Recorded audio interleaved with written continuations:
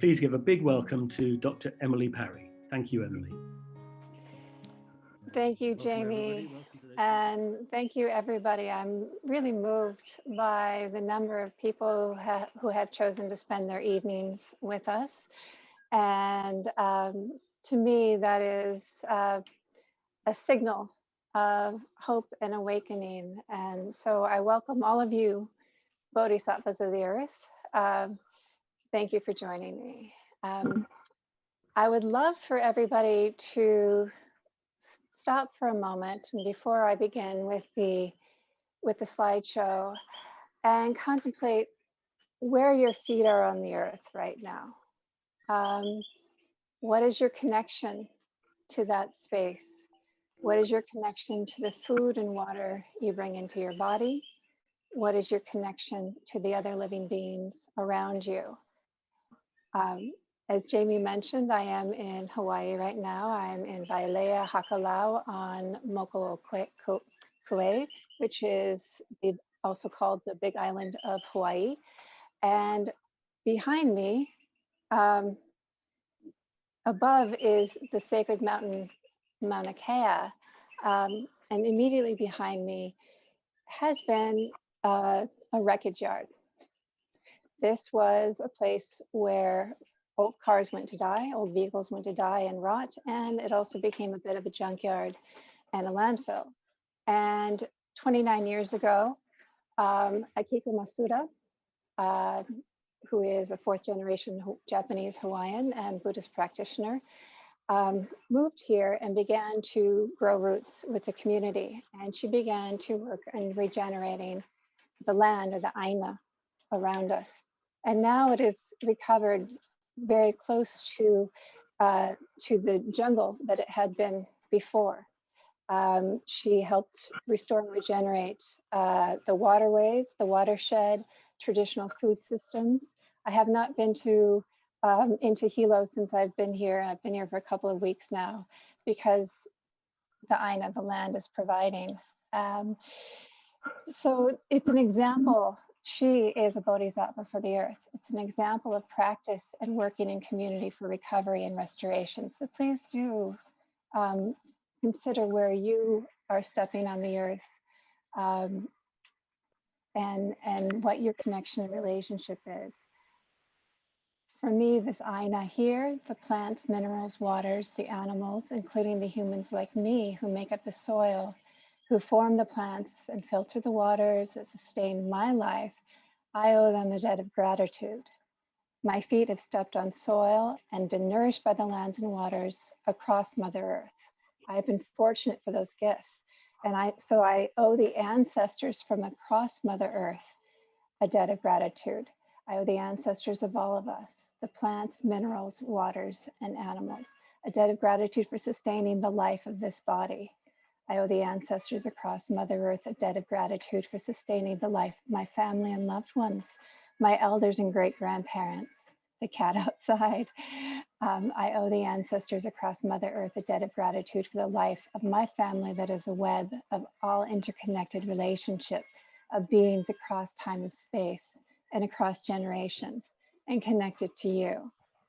This planet, Earth, has sustained us, nourished us, generously been patient with us and forgiven us. Yet in the blink of an eye, in just a few hundred years, we as humanity have caused great harm to our Mother Earth. We have ensnarled this pulsing miraculous life into the deep suffering of our own senses of disconnection and perception of separation. So the resulting want fuels an insatiable hunger in use and exploitation. And yet, in the throes of this Earth system disequilibrium, Mother Earth still gives. She nourishes us. She breathes life into our lungs. She gives us water and food to live, and she will give until she can give no longer. When we begin to heal the self, we heal the world. We heal the world, we heal the self. And in remembering our true nature, may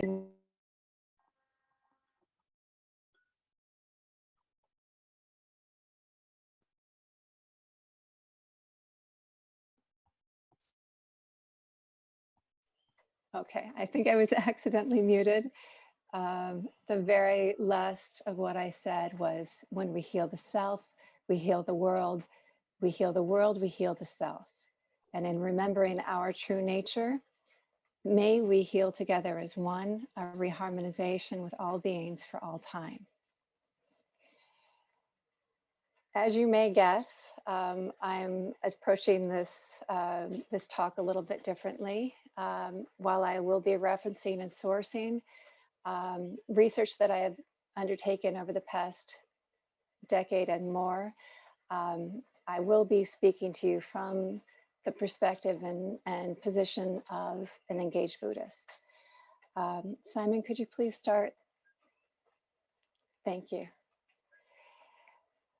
So I'll be talking to you today about, believe it or not, a hopeful concept, death and awakening, the Bodhisattva vow and surface to a sentient earth. Next slide, please. This is a quote from an interviewee from research that I conducted while at the University of Oxford in the School of Geography and Environment. And this is actually someone who's a Theravada monk in Myanmar and a member of the International Network of Engaged Buddhists and ICE Network affiliate, which is the Interreligious Climate and Ecology Network. So he said, "We all die. Avoidance of death is not the point. That is impossible. How we live, how we die, how we renew again and again, that may be what is being asked of us. Nature shows us this, and we are her. We are not separate from all we see and experience in the world. To act from fear, to attempt to fix with our brains a world greater than we understand, that is ego, arrogance, and blindness. We do not need to be afraid of that which is us. If we live by the Eightfold Noble Path, the teachings of the Buddha, including to do no harm, right ecology, right livelihoods, right thought, right speech, right action, then we can come to understand our own nature. We can step kindly on the earth, and we can realize our true interbeing." Next slide, please.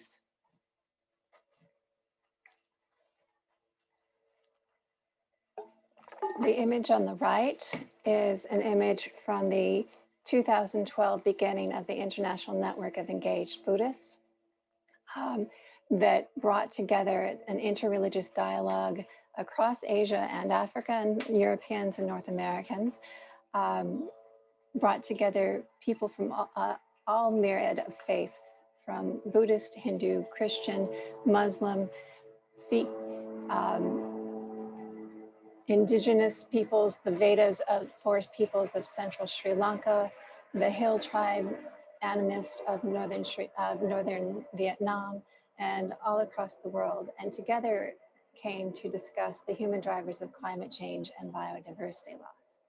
That was the launching of the Interreligious Climate and Ecology Network, and has been what I have based my research on through the Environmental Change Institute and University of Oxford. And you can see in the lower left-hand corner that this is an interfaith gathering, and it's facilitated by INEB, by engaged Buddhists, but inclusive to all and to all beings. This is another quote from a member of ICE Network in INEB and the Seva Lanka Foundation of Sri Lanka. And she said, "The Buddha taught us to have compassion and loving kindness for all living beings. There's a strong Buddhist tradition of environmental conservation, a tradition of protecting water, forest, and animals. Buddhist practitioners have a responsibility to respond to climate change and the suffering that it is creating. We have a responsibility to address the root causes, mitigate the impact, and adapt to change in our own communities." What was remarkable in this gathering is that across engaged Buddhists, across different practices of Buddhism and Hinduism and Islam and Christianity and indigenous spiritual practices, there was a sense of responsibility. And in Hawaii, they call it kuleana, which is reciprocal responsibility. And it was a responsibility that comes from our interconnection and the role that we play as humans, as stewards, and to care for all living beings. Next slide, please, Simon. Thank you. An individual from southern India who has been part of building an eco-temple and a zero waste campaign in Tamil Nadu asks, how can I leave this situation to my children? Is this moral? Is it ethical for us to leave this to the next generation? When you read the papers and listen to the speeches, it is clear that the world's biggest political leaders are not working genuinely to find answers to this global crisis. Are we going to allow them to continue like this? And one of my favorite quotes is from a Thai Buddhist monk who is religious about Kak Nong Na, which is the Thai practice of sufficiency economy.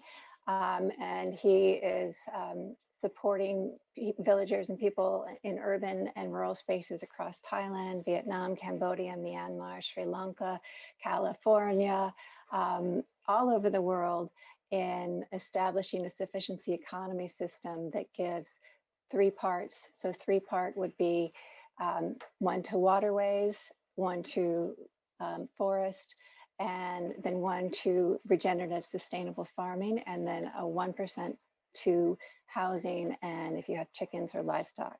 And so that is a model that he is sharing around the world that comes from his practice of Buddhism. And what he says about how to approach climate change and global warming is, one way to reduce global warming is to just do it. So enough talking, more action, or perhaps some talking, but more action is needed. Next slide, please, Simon. Just as an overview of what I'll talk to you about today, a little bit of background on this research, very little bit, and maybe some references that you can follow on about climate change and the epic of the Anthropocene, and the international global climate talks. Then I would like to focus a bit more, to a degree, on Buddhist engagement in regional and national and local climate policy, but mostly I would like to talk about the patterns, principles, and practice of engaged Buddhism for regeneration, healing, and well-being of all beings on planet Earth. Next slide, please, Simon. Thank you. So I am guessing, since the majority of you are in the UK and Europe, that you hear a lot about climate change, climate science, and the Anthropocene. Next slide, please, Simon.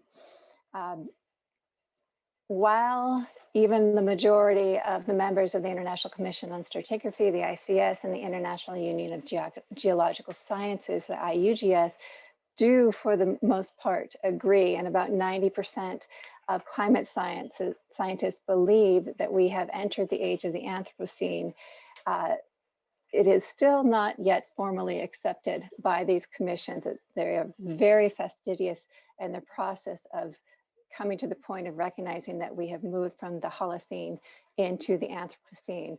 And in fact, I've been updating this quote of not yet formally accepted as of 2015, as of 2016. So it is something that takes a long time. However, for all purposes and understand where we are, we have entered the Anthropocene. Next slide, please, Simon. According to Johan Rockström, the Holocene conditions are the only ones in which we know for certain humans can survive and prosper. And the Anthropocene as an epoch is proposed to mark a period of time in which human activities began to make a significant global impact on planet Earth's ecosystems and geology. And this is a really dramatic change that we have accelerated and brought about, particularly starting from the beginning of the Industrial Revolution, and then accelerated rapidly since the second Industrial Revolution that began after World War II. Jamie Lorimore put it very succinctly that we are now being depicted as humans as geological actors, entangled within and responsible for a powerful, unstable, and unpredictable planetary system that I would propose we do not fully understand with our thinking minds. Next slide, please, James. Eugene Stormer has talked about the term Anthropocene since the 80s to capture the impact of human activity, particularly extractive, carbon emitting, and globalized capitalist economic activity. Paul Crutzen brought the term to the fore in our public discourse around global warming and climate change, asserting that the impact of human behavior on Earth's atmosphere and climate is so great so as to constitute a new geological epoch. So what this means is, so if the Anthropocene is that the human being is at the center, and by putting the human being at the center and the dominant life form on Earth that extracts, uses, and dominates other living beings, what we then see is enormous pressure on our Earth systems that cannot sustain us. We've come out of harmony. We've gone into a disequilibrium. And this is why we are seeing this abrupt global environmental change, where we have extreme weather events, unpredictable patterns of rain and drought, landslides, wildfires, and even relationship that Dr. Carrie Emanuel from MIT has illustrated, the relationship between cyclones, hurricanes, and climate change, and some of the earthquakes that have been linked to fracking. So our behavior has changed our worlds and put all of life in peril, and has been accelerating at a devastating rate the die out of thousands of species. Simon, next slide, please. We can go on to the next. If anyone's interested in doing further research, NASA does have quite a few documents, although they have softened some of their language around economic activity and raised some of their language saying that this might be a natural thing that's happening. But the agreement is that we are now, our experience of climate change and ecological disaster is linked to human activity, carbon emissions, and extractive activities. Next slide, please.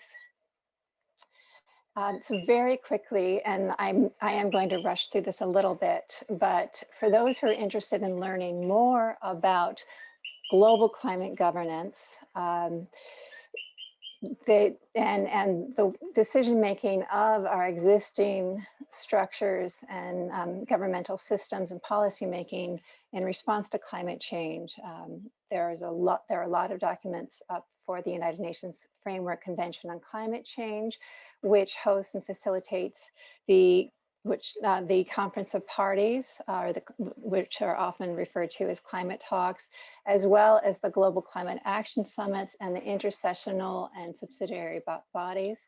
I would like to note that many times there's this huge drama and anticipation coming up to each climate talk, but most of the decisions and most of the commitments were made prior to those talks even beginning. And the negotiators, with back reference points to their heads of state and decision makers in their governments, have been coming together in the intersessionals, in the subsidiary body meetings, mostly in Bonn, unless it's being hosted, another country has agreed to host it physically. And so when the climate talks do come together, it is mostly about the sticking points. And usually the sticking points have to do with economic interests, and often large scale economic interests. And so that's where a lot of the nail biters are. Will people sign on? Will they make commitments?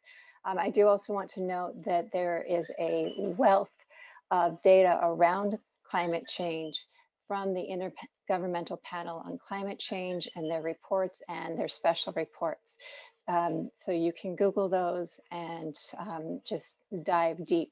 And there's a lot of very alarming information, but it's important that we know what we're looking at with the suffering that's been created from our behaviors and our systems. Next slide, please, Simon. And I do like to point out that more SR15, which is a special report from the IPCC, brought more of a focus to most vulnerable populations around the planet. human populations as well as other species populations that are made vulnerable due to the impacts of climate change.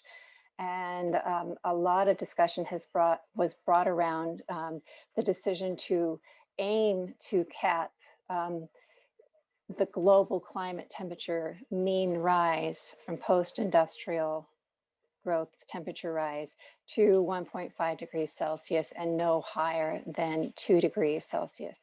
And so it was very important to the majority of the population around the planet that there be a recognition of the vulnerability that is experienced by those populations that already experience marginalization, poverty, environmental injustice, social and economic injustice. And that also the counter to that I would like to bring forth in this talk is that a lot of those populations that have experienced some of the earliest impacts of climate change also have some of the greatest resilience and capacities for coping and lessons to teach all of us. Next slide, please. I'm going to actually skip ahead because this is something you can find online and the Paris Agreement. Next slide, please, Simon.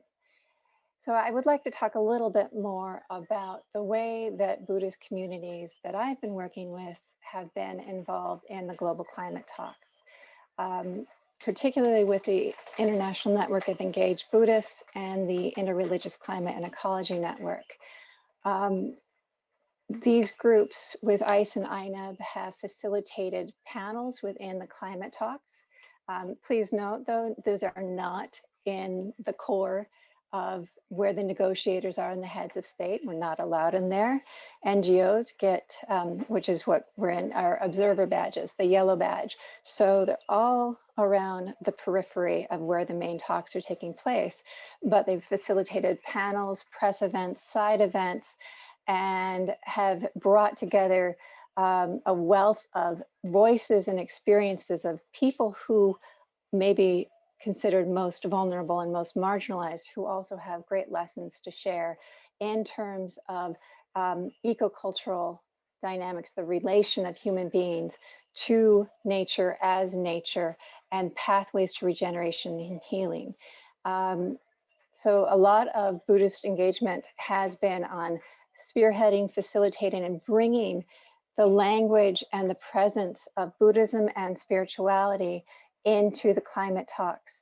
There have also been a number of behind the scenes meetings between these groups and Daniel Violetti and previous head of the Secretary General of the UNFCCC, Christiana Figueres, who, by the way, I would like to call a Bodhisattva and a stubborn optimist. She saw through and pushed through the Paris Agreement for the 1.5 degree goal and the 2 degree cap. And she's also a Buddhist, which she speaks about more often now, but she met with us and she met with these groups and meditated with them. And we are able to have some meditation rooms and spaces for the negotiators. When they're in those negotiation spaces, it is cutthroat. It is the brutality that we have come to recognize in our global politics and the vying for power, for extraction, for greed, and for building global corporate empires for a very large percentage of the human population on the planet. So we were together, and these many bodhisattvas were creating spaces to breathe, to remember why we were all there, to remember what was driving us and where the healing needed to take place. Next slide, please, Simon. And here, these are some of the pictures.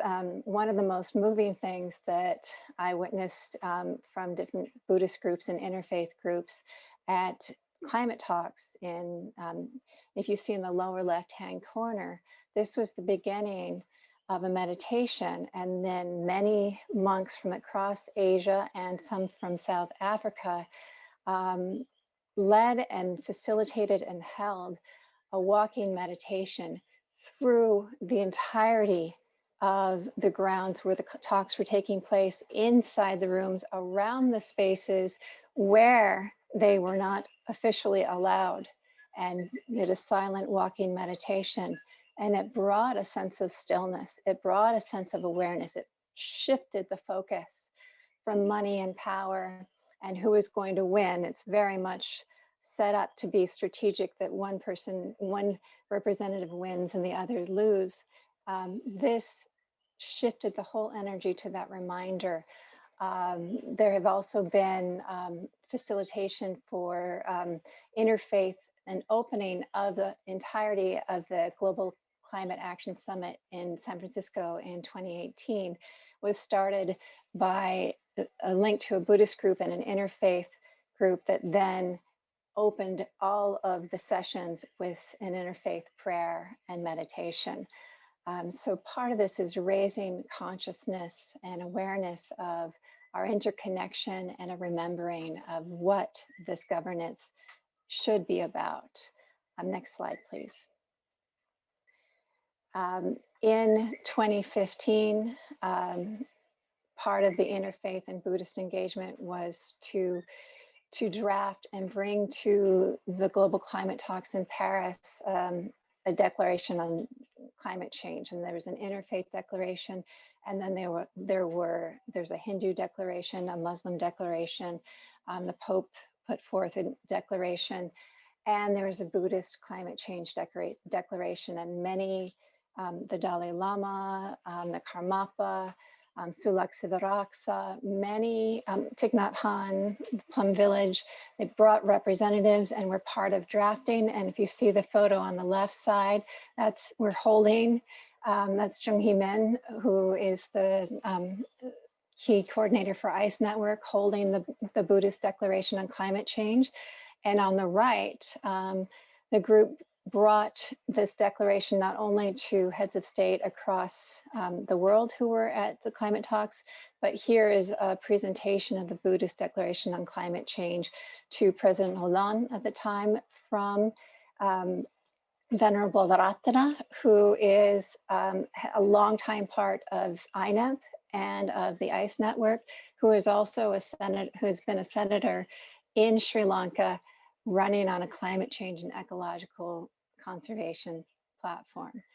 So there is engagement on these global levels and regional levels and state levels by Buddhists.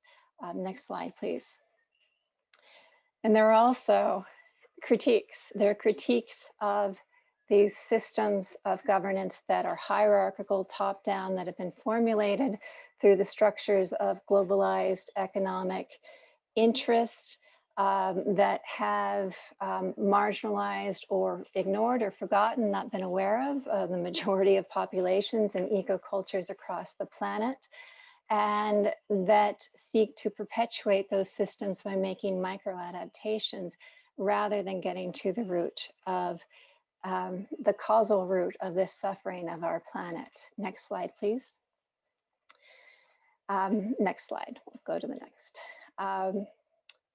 And there are some key patterns, principles, and practice that come up through engaged Buddhism. I'm going to speak a little bit more about the critique when we go on to the next slide in a moment. Sorry, but there is an ethos that underpins the engaged Buddhism around climate action.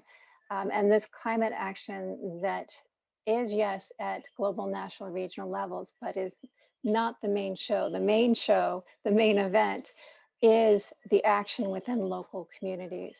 And it's framed often through the vision of the Four Noble Truths. Next slide, please. Well, I will just note, so if those who have not come across in the concept of engaged Buddhism, David Loy has a wonderful quote here. Some of you may be aware of him. Buddhists who actively engage with the problems of the world, social, political, economic, and ecological, on the basis of Buddhist ideas, values, and spirituality. So key principles such as karma, the Four Noble Truths, interdependence, non-harmfulness, and non-judgmentalism relate to social engagement. Next slide, please. And actually, could you go to the next slide, and then we'll go back to this, Simon? Sorry. So I did want to just draw out the Four Noble Truths for those who may not be familiar with them. Dukkha, or suffering. Samudaya, this is the cause of suffering and understanding the cause of suffering or attachment.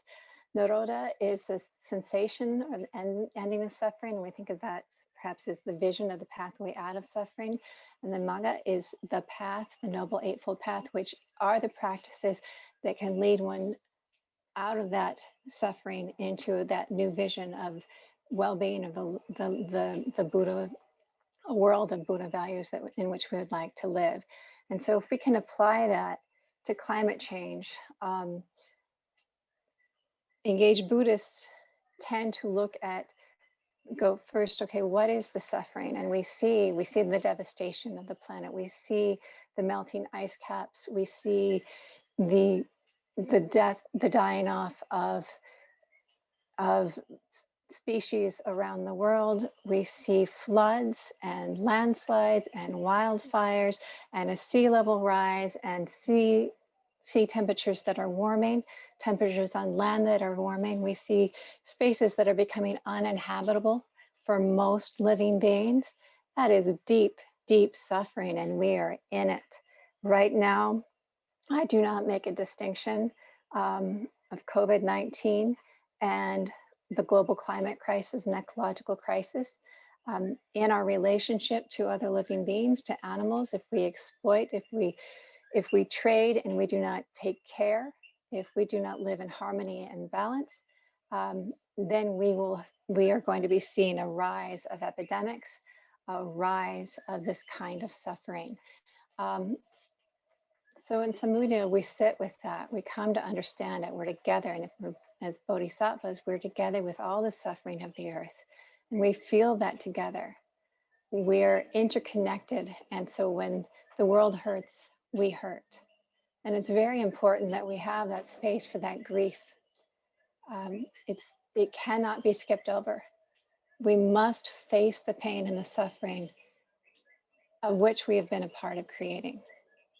And through that, there's responsibility, but also through that, there is a potential to start to envision what if we understand the causes and that disconnection, that perception of separateness, and we begin to treat all life, all living beings as an extension of ourselves, and we care for ourselves, then we begin to see a pathway out of the suffering, a healing with and as nature, a healing with and as the earth.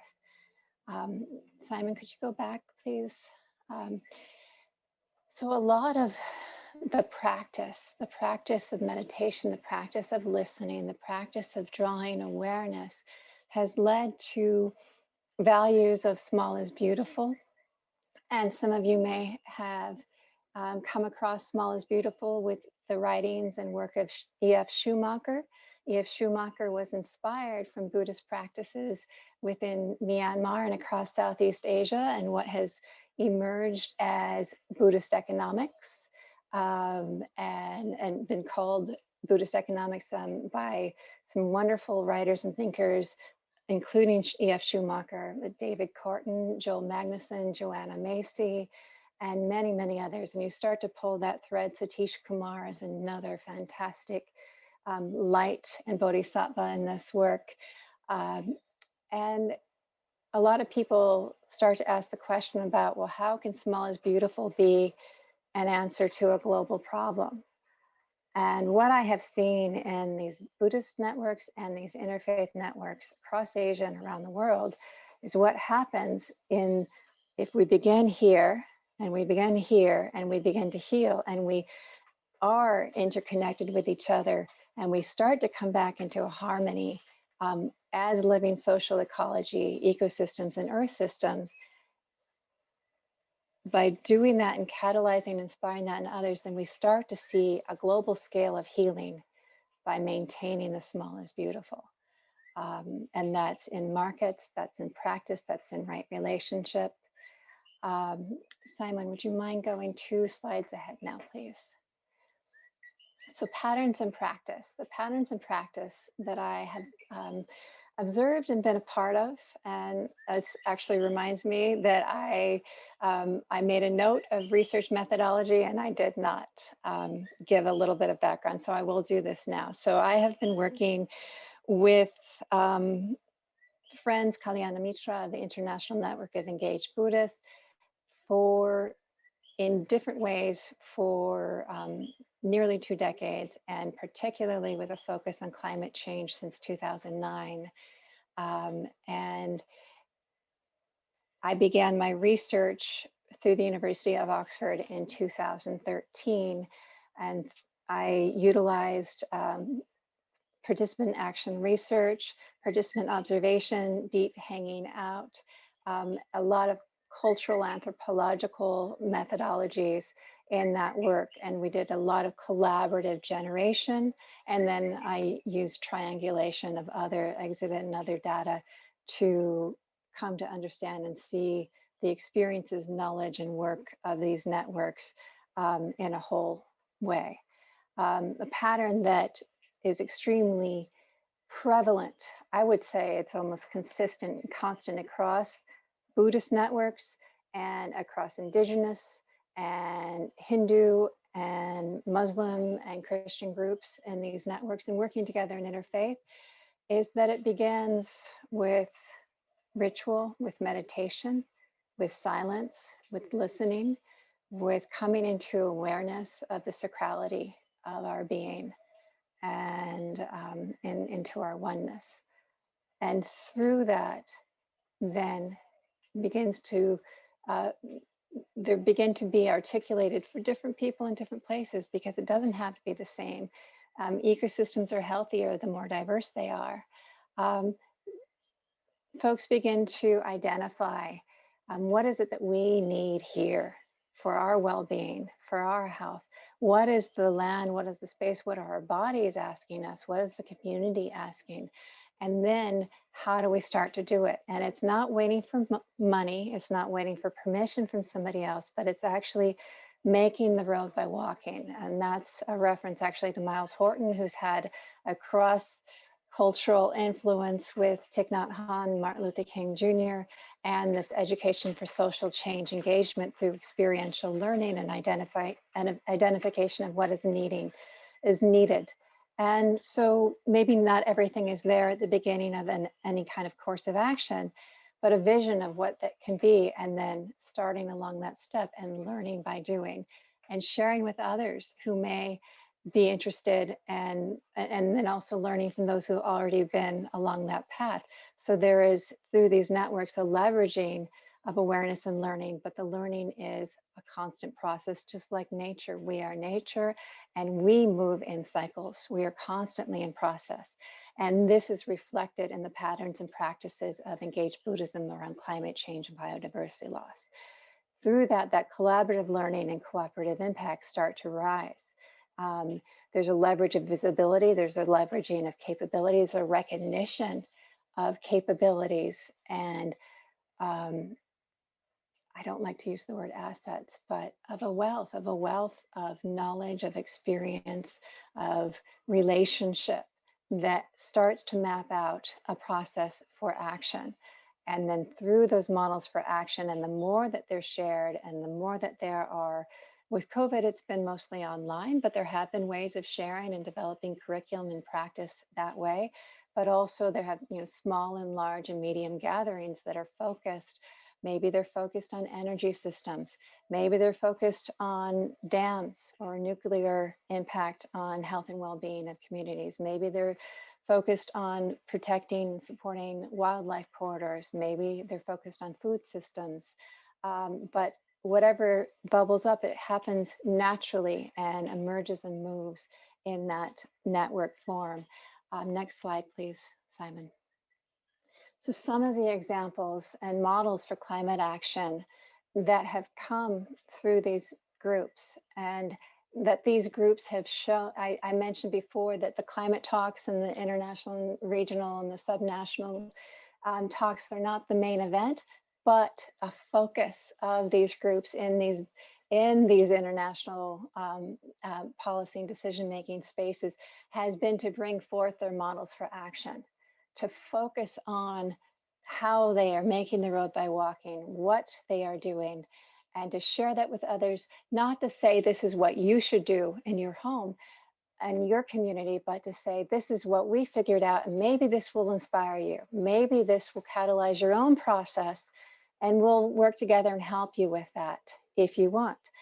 So the INEB and the the Interreligious Climate and Ecology Network, Global Eco Village Network, their Green Faith affiliations, the ICE network that was started by INEB in 2012 in Anuradhapura in Sri Lanka took place on the Islander Center, and that itself was a model for healing and change, not only between Tamils and the LTT and the Tamil Tigers, and who are mainly Hindu, some Muslim, and Buddhist Sinhalese. It was also a space for healing and regeneration. The forest had been destroyed from the internally displaced persons who were slashing and burning as they moved along. The elephants who were displaced from forests elsewhere had crashed through.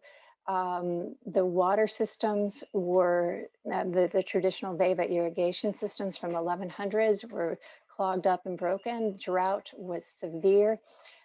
It was thought that many of the species of this space had died out, that there's severe species loss.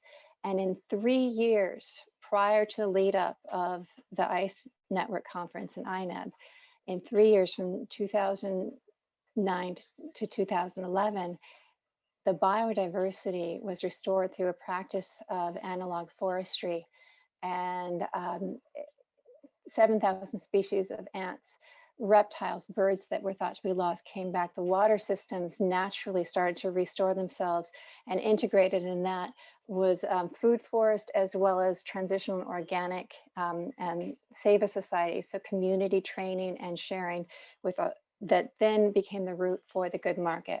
And the Good Market was formed in Sri Lanka. It is now a global platform, and everybody is welcome to join and explore that if you look at Good Market Global.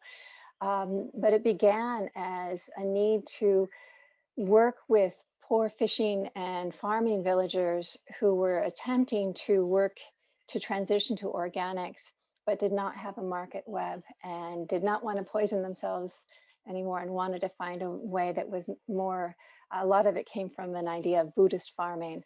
And so from that, this global good market that's good for the planet, good for you emerged, and that came from Buddhist farming and Buddhist economics. There are similar networks that converge in the Mindful Markets Network that is Pan-Asian, and that came from Towards Organic Asia. And in 2011, some folks in this group in Thailand met with the King of Bhutan and had a conference around gross national happiness, which is very much informed by Schumacher and Buddhist economics. And from that, they founded the School for Wellbeing that was exploring what is well-being in society and considering climate change and ecological loss. And then the Towards Organic Asia was founded, and that is also a Pan-Asian network, farmer to farmer, fisher to fisher, supporting those who are somewhere along the path, transitioning into organic, renewable, regenerative, and permacultural types of farming, but through the indigenous, local, traditional ecological knowledge and practices. There are similar work. EcoV in Sri Lanka and India has developed meta gardens with monks and temples across the area. And during COVID, not only when those monks were not receiving dana because people were not able to go out and a lot of people couldn't afford or couldn't access food, the monks had not only the food for themselves in their temples, but they were able to share with the communities. And there is a myriad of examples like this that bridge across Asia and in collaboration with African eco-villages. There's an eco-village, an eco-temples network, zero waste commitments. There are all sorts of training centers and spaces for natural building, for sustainable building, sustainable energy use, renewables, from Japan to Myanmar to Sri Lanka to Korea to Bhutan to Nepal. and so on. It is something that the examples, when you start to pull the threads, I was really struggling even to choose some pictures, some photographs to share for this group. And next slide, please, Simon. Because once you start to pull the thread, it's like this explosion of abundance and health and well-being and critical thinking and learning and gathering. And so people teach each other how different techniques for traditional build, for composting systems, composting toilet. Zero waste includes looking at our concept of waste quite differently and moving human relationship back into harmony with our ecosystems. A lot of work with children, helping them learn about their biodiversity and their relationship to food and air and water. And it becomes this very beautiful thing where you see that coming to the climate crisis, coming to this ecological crisis through a Buddhist lens of interconnection, through and from and with spirit, that we must care for all beings for all time, then we come back into our own nature, that we are nature. And in an ecocene, it is not the human. We are no longer an Anthropocene, but in an ecocene, it is the ecology that is whole and harmonized. And we come into a happier, healthier relationship to each other, to our lands. And through that space, so much of our brokenness, so much of our dukkha can be healed. And the rains are now falling. It's a blessing. Could I have the last slide, please?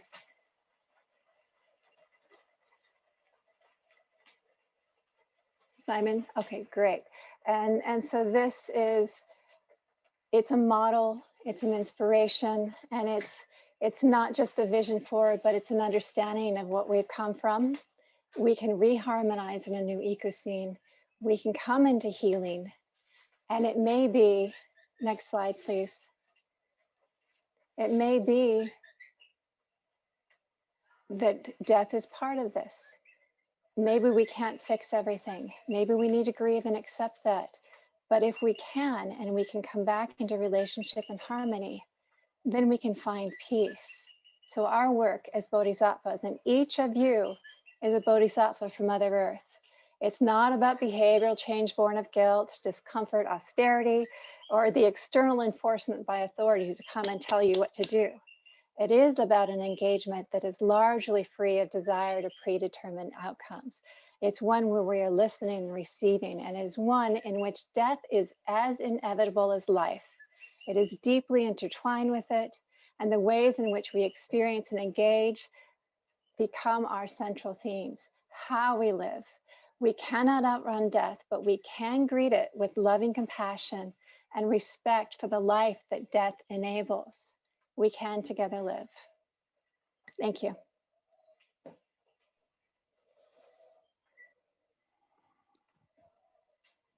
Emily, thank you so much. I'm almost lost for words. There was so much in your talk. Thank you so much for everything that you've offered us.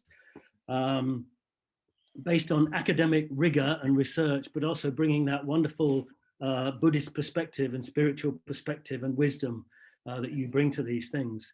And it was so good to hear about all the various networks and organizations that are working in this field. It gives us great hope to know that things are happening around the world. Thank you very much for that. And I think much of what you've said, drawing on other Buddhist traditions as well, will resonate with those who are attending from the Sukha Gakkai International this evening, and will understand exactly the point that you're making. I think what's very important is the point that you made about collaborative impacts and working in community. And I'm hoping that these events that we're running now will help to build that community for us. So thank you very much. Before we go into our breakout groups, I'm going to ask Sanya Rajpal if she would just respond briefly, and Sanya, it does need to be fairly brief, to what you have said. So Sanya is an activist working to bring the voice of youth on a more sustainable and empowered future to national governments and to the UN. Recently, she's been speaking on youth, social entrepreneurship and green trade at the World Trade Organization. And she's the Young Women's National Student Division Leader for Soka Gakkai International UK. So I will now hand over to Sanya for her response. Thank you. Thank you so much, Jamie and Dr. Parry. I mean, that was incredible. Like Jamie said, I think more than anything, I really love that these were so many examples of how this philosophy of Buddhism can be applied in very practical ways to society, both big on a global policy level, but also through these projects that are genuinely regenerating communities. And I think that's truly remarkable, and I think a great reminder that everything that we're doing is truly meaningful, big, small, visible to others or not. And I think one thing I definitely emphasize again, what you said, which was so powerful, is that this action that we can take doesn't need to be based on an external sense of authority or guilt or fear, and actually based on this Buddhist approach of interconnectedness, of genuine embracing every aspect of life. We're able to take a very empowered and very embracing approach to genuinely creating change in society. And I think I'm realizing I have to be quite brief because of the time, but I would ask Simon if you would share the slides, and I will quickly just, I would like to share how we may turn these incredibly large and small examples that Emilie has given us and look at what this might mean for us on a daily basis. And if you go to the next slide, please. And there's 4 key aspects that I will be focusing on. Number 1, interconnectedness, the role of individuals, what it means to take a human revolution approach, and then dialogue and action. Again, very much responding to everything that's already been shared in a quick manner. And I think if we go on to the next slide, please. What has been very clear really is that it is within human beings and our hearts themselves that we find the causes for what is currently happening in society. And reading the first quotation, according to the principle of the oneness of life and its environment, and the doctrine of 3,000 realms in a single moment of life, disharmony in people's hearts and minds and disorder in society are one and inseparable. Such disharmony also affects the natural environment. Buddhism teaches that the universe is essentially a single living entity, and that human beings and the natural world, which includes our physical environment, are mutually dependent and interrelated. And that is why it is so important to take these collaborative approaches, both in how we live our daily lives and in solving these global challenges such as climate change. And I think what's useful to understand in this process, and just to take the key aspects of the next quotation, is that one key aspect of Buddhist humanism is this rejection of separation between ourselves and others, between the environment and human beings, between right and wrong. And this embracing of a spectrum of reality rather than the binary nature of reality can really help us reframe our imagination and how we approach problems such as climate change. So here it says, one characteristic feature of Buddhist humanism, therefore, as that it does not polarize relationships in such adversarial pairs, such as us and them, or human beings versus the environment, us versus our surroundings, including all other animals and plants. It views everything as interrelated and seeks to create human happiness based on harmonizing these relationships. In that respect, Buddhism could perhaps be called a kind of cosmic humanism.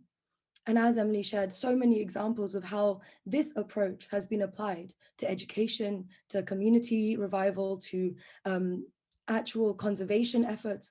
And I think what we can really take from these examples is a challenge of how do we fundamentally shift our imagination away from separation that has been taught to us through education and various other forms of social learning. And how can we take this new approach of interconnectedness to our lives, to our relationships, and then to how we take action in society? And here we move on to the second aspect of, on the next slide, please, of the role of the individual, our role as people. And I think the key aspect here is to understand that it is no longer sufficient to aim for personal safety and security. As we've seen with the coronavirus pandemic, but also on a broader scale of the increasing political instability, the increasing inequality in society, and all of this coming to the forefront due to media and the opening of information, both correct and false information in on online communities. It is very clear that individuals can no longer sustain themselves alone. And that is where it is so important to look beyond just ourselves, which all of us do to a certain extent. But this is something that we have to continuously work towards. And as it says in the quotation, in the first quotation here, therefore, if we truly seek personal security, we must first transcend our lesser selves that are ruled by egoism and work to establish the peace and security of the society in which we live. And here I think it's important to think about empathy in a very different way to how we may initially be taught it or be living it, which is more close to sympathy. And the second quotation here shares that genuine empathy does go beyond simply sharing another's troubles and lamenting over them together, beyond mere words of sympathy and consolation. Those who truly empathize with others act with daring and strength to find ways to help people overcome their misery. Such individuals possess a fearlessness rooted in profound compassion, as well as unyielding faith and conviction. And here I think it's very interesting to bring in this concept of the middle way. And in a very practical sense, what this means is very often when we come across large and complex challenges such as climate change or whatever we experience in our own communities and our own lives, we may take two very reasonable but extreme responses. One is a rejection of the problem, that this is a big issue. Let's take climate change. This is such a big issue. There's nothing I can do. I'm just an individual. Governments and companies have effectively destroyed pretty much everything of the climate. So I'm not going to bother. I'm going to just walk away from this problem. On the other extreme is acceptance, saying that, well, human beings have maybe 2 or 3 generations left of living on this planet. So I'm going to do my best, find my benefit in this context and live the best I can. So either complacency, rejection, or acceptance of the problem. Usually these are the responses that we may feel we have to take because we feel disempowered. However, when we understand the interconnectedness of life and then the key powerful role an individual has, we can actually stand up in the middle of our circumstances and have empathy that is very powerful and take action based on that empathy. And from there, generate hope to continue on this path of taking action. So this is a challenge, of course, but it is firmly rooted in the genuine power of an individual, which we must remember again and again.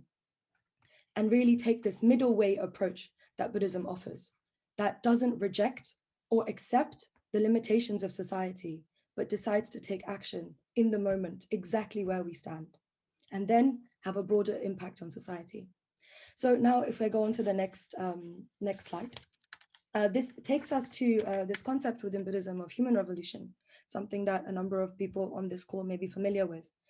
But there's 2 key aspects which are very important. And before I share those, I will just read the quotation on the slide. The Daishonin confidently teaches the way for which people can free themselves from the chains of misfortune and bring peace and security to society. It requires a transformation of the tenets we hold in our heart, he says, a fundamental revolution of our innermost state. In other words, are we driven by egoism that seeks personal happiness at the exclusion and expense of others, or by compassion that is concerned with both our own and others' welfare, refusing to build our happiness on the misfortune of others? The focus is on the transformation of our minds, our hearts, our values. It is the human revolution in a single individual. This is really the key to how we can approach creating change. And this has been so beautifully explained by Emilie in all of the different examples where the individuals involved have stopped accepting what's happening around them and maybe had to take personal risks and expand their capacities and go beyond their limitations, which they may perceive in their lives, to be able to take action. And we can see so many examples of how successful this has been in creating new ways of approaching capitalism or business or community building, environmentalism, education, all of these different areas. And there are two key aspects to how we can take this approach. One is honest self-reflection, and number two is casting aside attachments. Again, this goes back to that separatism that we have been brought up with. Right, wrong, us, them, normal, abnormal, correct, incorrect. We are often steeped in these binaries that trap us in being able to take meaningful and transformative action. And that is where honest self-reflection, it can become incredibly powerful. To ask oneself, why do I take this belief? Why do I take this action? And then to reconsider the attachments we hold in that process is extremely powerful. And that is why Buddhism is often considered a practice rather than any other word that's attached to spirituality, religion, philosophy. Buddhism is a practice of honest self-reflection, casting aside attachments, and then taking action. And now moving on to the final aspect on the next slide, of dialogue and action. And I think one thing I would say here, young people especially can become very frustrated because climate change and many of the other global challenges we face are a supply side problem, and we're often given demand side solutions. Now let me explain what I mean. The problems that have been created seemingly are not as a result of individual action. The systems we live in are inherently built on the assumption of scarcity, on the assumption of competition and the win of one person at the expense of others. The logic that we live in is inherently against human dignity and respect. So sometimes it can become very frustrating when we experience institutional barriers to creating change. However, when we consider this Buddhist approach and the interconnectedness of all things, and the power of an individual, and the potential of an individual to continuously develop themselves, what we can do is find immense hope, creativity, and conviction in creating alternative pathways to change that aren't based on the same logic that our society may present to us. Now, if I am going on to read the next quotation, our mission is to rid this world of every human affliction, war, poverty, starvation, disease, and discrimination. With that goal in mind, then what's important is what we can do to actually achieve it. Without real effort, it's all just a fantasy, an abstraction. As a rule, when it comes to practical effort, it is up to each person to decide and do what he or she thinks best and capable of. So this is not about always, going to the UN or being on this global stage. It's also about how we hold dialogue with the person, our neighbors, the person in front of us. And this can have a fundamental impact, remembering the interconnectedness of all things. And this sense of trust in this interconnectedness on the earth and every single human being and other life forms and plants, all of it together. And then individual, unique, specific actions, which may seem small, become incredibly powerful. And this is seen nowhere other than in the powerful practice of holding dialogue.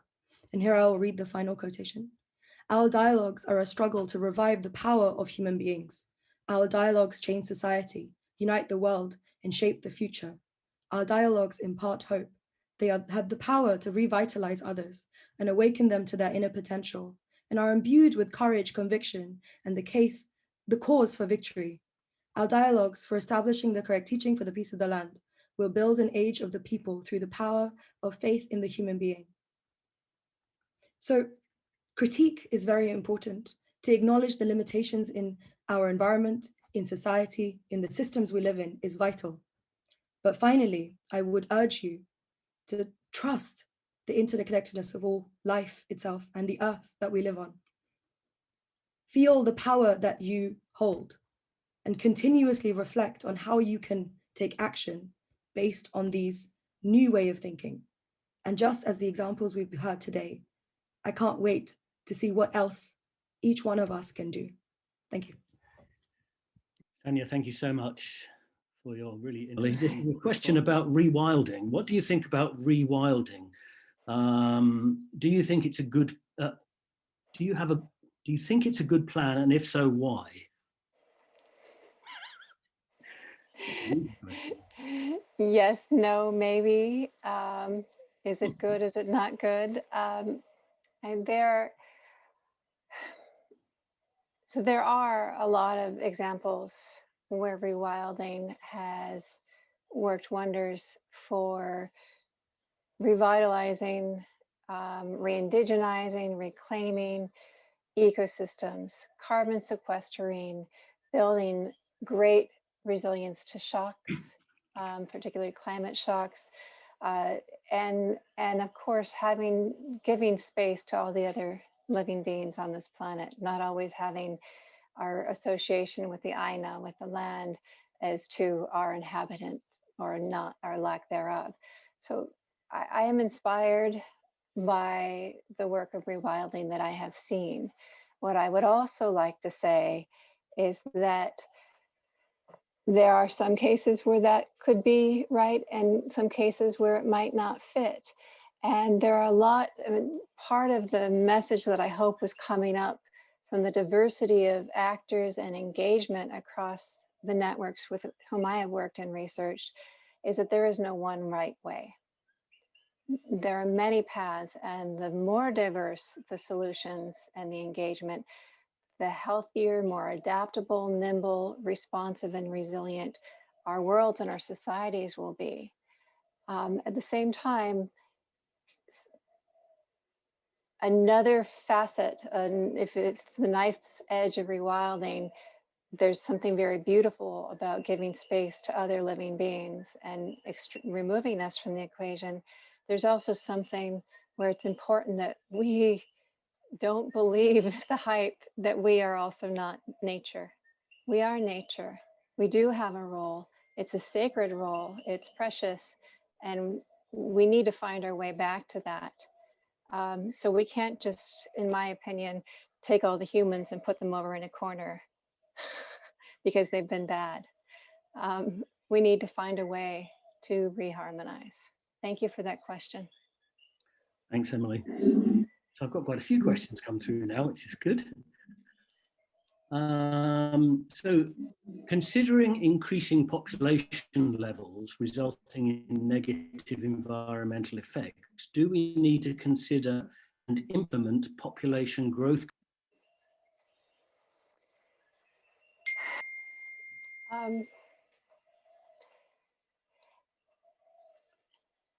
That is often something that comes up, and a part of that is almost an interest in self-abnegation of humanity.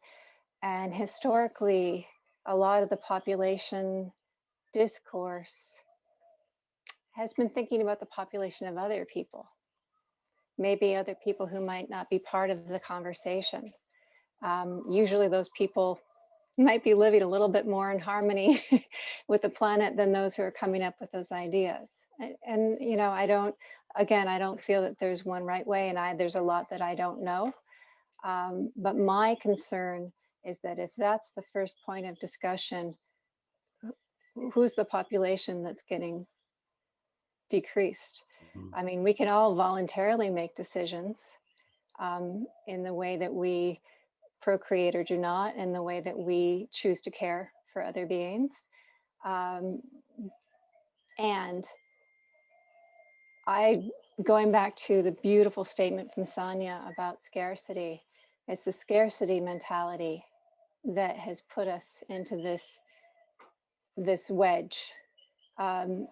If we live according to need, not the flashing desires that pass us, that often are driven by fear of not having enough, if we shift back into harmony, there is abundance for all beings.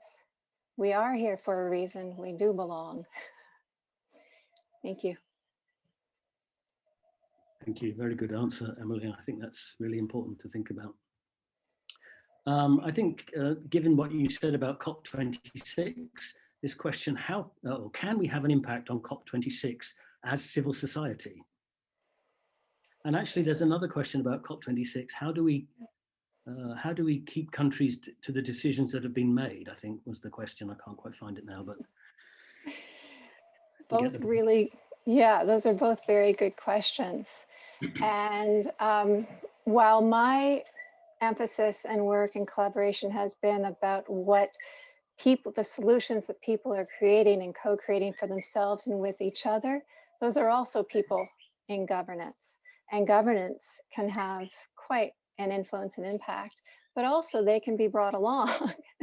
There are a lot of folks who are working within the global climate governance regime who, you know, they're there because of their love and care for life on Earth. It's the institutional path dependency that can close people in and create again that a very narrow vision of pathways to solutions. And one really significant dimension of civil society engagement and presence at the COPs and at the GCASs and at the subsidiary bodies is that we're bringing in these other voices. We're talking about other ways of solutions, and we're saying we want to collaborate it. We want to be part of this. Governance is for and with us, and we want it to represent our values and our cultures and our needs, and not just the perspectives and interests of multinational corporations or specific political agenda making and trade-offs. So I do feel it is important to have that engagement. It's part of a picture of transformation and change. And if we go back to we make the road by walking, it's all of us all around the planet. We can be the way showers for the multitude abundant pathways to healing and regeneration.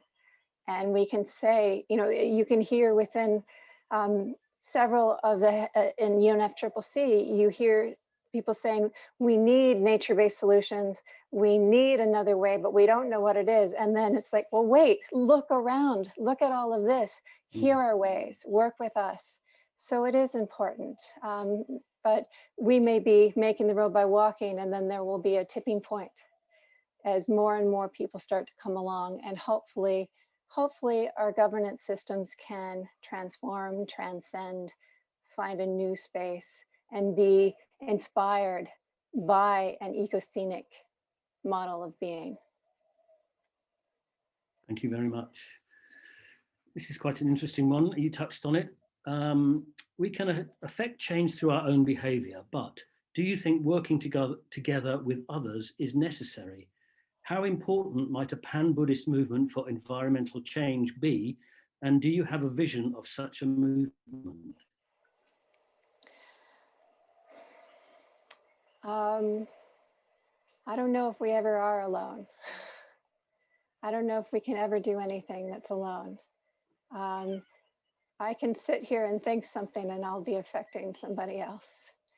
My actions, my presence, my energy, my decisions are never taken alone. They're always having an impact or an influence on the other beings who share this world with me. And in that recognition of that, then we can be cognizant of how we engage, what we do, the relationships. You know, it doesn't have to be centralized where everybody then comes and we have a quagmire and a bottleneck of decision making where we replicate the systems that we already have. So it's not everybody to one table and then we all have to figure out a way to get along and make this work. But there will be, everyone has a web of connection in their family and their friends, their community, the land on which they reside. And in that, there are going to be those natural relationships that rise up. And you'll see it, and you'll recognize it, and you'll feel it. And so part of it is our being able to listen. And when that door opens, we step through and we cooperate. And so, yes, there already are networks that they are not centralized, they are not top down, they move like the Earth system moves. When something isn't working or broken or a little sick, it grows around it. It finds another pathway. If you spend time sitting out and looking at your garden, you'll see that happens. and so it doesn't have to be controlled. It doesn't have to be predetermined. And it doesn't have to be, you know, is it Buddhist? Is it whatever it is that is moving us? There's such a wealth of spirit consciousness and a sense of connection, and we can call it whatever we need to call it, but we know where we are and we know what moves us, and that's enough. Thank you very much. I've got a question now about how to address climate change in a very urban and poor environment where people are getting kicked out of their homes, they're jobless and they're sick. Very much how to deal with it today in this present situation. Mm-hmm. Another question which came in, which might be similar, is how to talk to people in, they've said non-academic, but I also think non-Buddhist language, mainly to people who might be apathetic to the environment. So maybe bring those together. Okay. I'll start with the first, and if I haven't fully answered the second question, please remind me. I think this question is crucial. Talking about, if we look at the damage and the harm that's been done to the living earth, it comes from a value and a worldview of domination by a few over many, and it justifies the subjugation, exploitation, and trashing of life on this earth for the short-term perceived benefit of a few. That is what our economic systems and our governmental systems have largely, I'm simplifying a little bit, but have largely been built around. And we can go back to the triangle trade. We can look at the exploitation and subjugation of human beings all around the world for the purpose of extraction of minerals and stones and trees and food. And then we start to see that the pain of the earth is not separate from the pain and the suffering of people who are living in squalor, who wake up in the morning and their feet, when it touches the earth, it's covered in sewage. This is not disconnected. This is absolutely everything. So much of the discourse right now that we hear globally, in Europe, UK, in the United States, absolutely, is moving to that false binary, that polarization, and then breaking into smaller and smaller groups that, well, I've got this issue, and this issue is more important than that issue. But if we take a look at the scope of brokenness, it is at that same root of suffering. And so, and I grew up in a so-called, it was a fiscally poor urban neighborhood, violent, marginalized. I've worked in spaces like that of my fellow human beings who spend their days and their nights in those spaces, and their suffering is not separate from the climate issue. And something that has really moved me and actually inspired me into this work was the change that can take place in the healing of the self, the soul, the family, the community, when people can grow their own food, when they start to have trees and animals and birds and reptiles. Some people don't want certain reptiles close by, but reptiles somewhere out there. But all of these beings, with them and sharing their space, we become healthy and we heal here. And instead of thinking that you have to get out of the urban area and go make some money and get an SUV and get a gold watch and hang on for a generation or two until it all collapses, what if we could be happy and healthy together in our families and our homes? What if we could grow the food we need and grow the medicine we need and breathe healthy air that we are protecting, and then we engage in policy with that? It's an environmental justice issue, it's a social justice issue, it's an economic justice issue. And when we talk about ecocide, we're not talking about nature and humanity, we're talking about life. So that is, to me, a really crucial. This is at the heart of all of this, is our pathway to healing and transcending that which is driving us apart. And so this also goes to the question of how to talk to people. People are a lot. People are different. So it does, I think it's how to listen to people. Because anywhere that we go and we interact with each other, people will tell us their stories. They will tell us where they're hurting. They know what they need. They know what they've lost and what's been taken away. And to begin to talk about that, and crucially for others to talk about the way that they have found a pathway out of it through social ecological healing, through agency, sovereignty, food sovereignty, seed sovereignty, communal sovereignty, then it's not just an idea, it's not just talk, but it is a practice of people who've not been waiting for someone else to rescue them or someone else to act right, but they've decided to take the responsibility on themselves for their own well-being and for the well-being of those around them. And that is where the conversation begins. It begins with listening.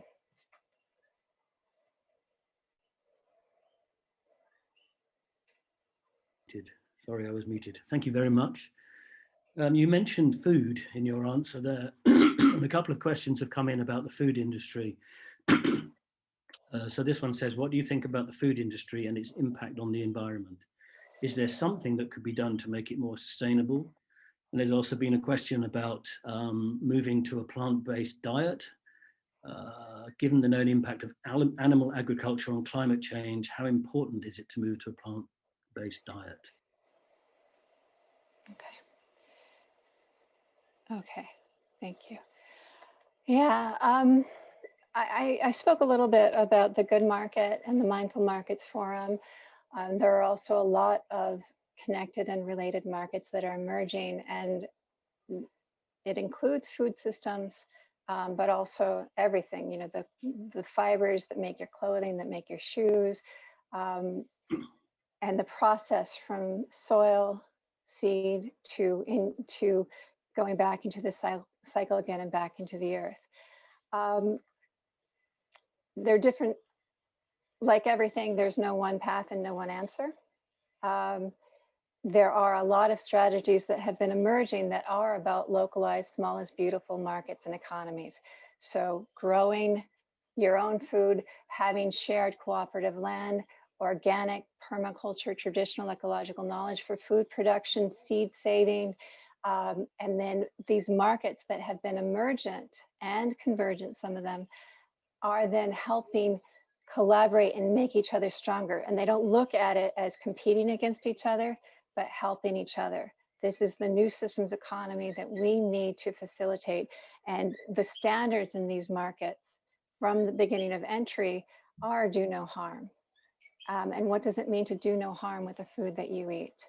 There are some ecosystems in some spaces where it is naturally evolved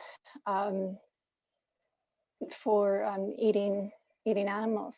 There's also ritual relationship and an equilibrium within that. So people are not eating a cow a day, for instance. And that is right for some people, from some societies, some ecosystems. For others, there are other options. Yes, it has been shown that a plant-based diet will help mitigate the rise of global warming and reduce your impacts on increased climate change. However, there's a lot, you could have a plant-based diet and then it could be soy, that is macro farmed across South America, and it is devastating the rainforest. You can have your palm oil from across West Africa that has been devastating to communities, to indigenous land rights access, to their health, well-being, and the diversity of the food that they produce. So personally, I would like to see more and more of a shift towards supporting diverse local food systems, and then the networks that we form together can help us build that up and make it stronger. A lot of these folks in the networks across Asia, when COVID-19 hit and everything went in lockdown and markets tanked and people didn't have, especially a lot of people who are working in the service economy, they did not have income. Even if the food was there, they couldn't buy it. And those in these networks, first what they did, they took stock of what we have and how long it will last. And then they went and started sharing it with the communities around them. And then they leveraged shared resources to make sure that everybody could eat. And that's food that comes from something that has not been destructive or harmful to other beings. So that in itself shows the resilience and the health and well-being that comes from localized markets. That doesn't mean that there cannot be changes in the larger mega food industry. And I hope to see that. But the small is beautiful is easier to be mindful in terms of its impact because life takes care of it. It knows how to be in harmony. Once you start to get in these really large scale systems, it is complicated. And there will always be some caveat of yes, but it causes this problem or that. Thank you. As always, it's complex and case by case in all these situations. So there's a question here, which I think is quite interesting. As you'll know, many of the people who have been here tonight are from the Buddhist organization Soka Gakkai International, and there's probably other people here. But so the question here is, what kind of collective action do you think would be appropriate for a lay non-specialist Buddhist organization, such as SGI UK? I hope you heard that. I got a message my internet was bad, but what action could be taken would be appropriate for a lay non-specialist Buddhist organization? I might start to sound like a broken record here. Yeah, that's what I was thinking. Well, and it's because, well, first of all, I know nothing. What do I know? Second of all, you do know.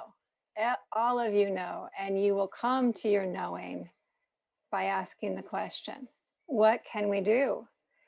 Yes, we can learn from others and see what models of action are out there, and then consider, well, what works for us? How do we function together? But again, it begins with listening. It's listening to the self, listening to your community, listening to each other, and then starting to step out on a path. And we make the path, we make the road by walking. And sometimes it's not the right path.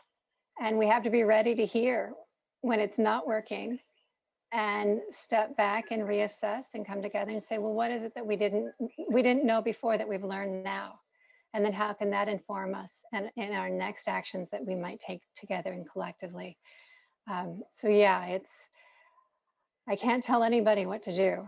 And that's the point is, and I'm figuring it out along with others and along with all of you as we go.